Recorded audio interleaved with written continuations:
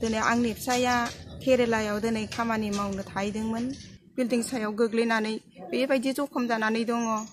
खुलुमबाय। दिनै आंनि नामा नारि नार्जारि ओमफ्राय दिनै आंनि फिसायनि नामा सबिनाथ नार्जारि। गामिया रामफलबिल आरो पस्ट अफिसा रामफलबिल, जिल्ला क'क्राझार। दिनै आंनि फिसाया केरेलायाव दिनै खामानि मावनो थाहैदोंमोन।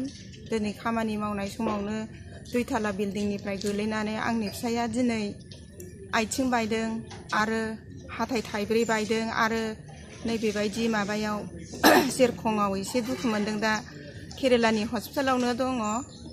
बेनिखायनो दिनै आङो आंनि फिसायखौ लाबोनो थाखाय दिनै रायजो राजा बिदा फंबाय बिब' बिनानावनिफ्राय आङो एसे अननाय लुबैदोंमोन।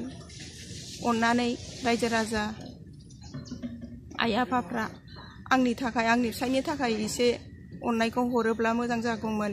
थाइसेबाबो थाइनैबाबो आं दिनै आजावगौमोन। बे फिसायखौ लाबोनो हाबासो आंनि देहा सोलेराबो गोजोनगोन। आरो आं दिनै फिसायनि थाखायनो आं दिनै जाया लोङा, उन्दुनाय गैया, जानाय गैया, दिनै सिन्थायाव दंगासिनो दं।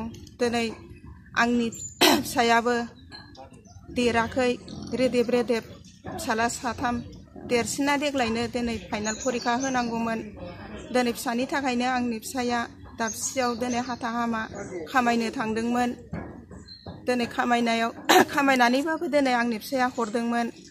दिनै सिन्था भाबनाजों खामायै हरनाय समावनो आंनि फिसाया दिनै खामानि मावनायनिफ्राय बिल्डिं सायाव गोग्लैनानै केरेलानि हस्पिटालावनो दङ। बेनिखायनो दिनै आङो आंनि फिसायखौ लाबोनो थाखाय दिनै रायजो राजा बिदा फंबाय बिब' बिनानावनिफ्राय आङो एसे अननाय लुबैदोंमोन।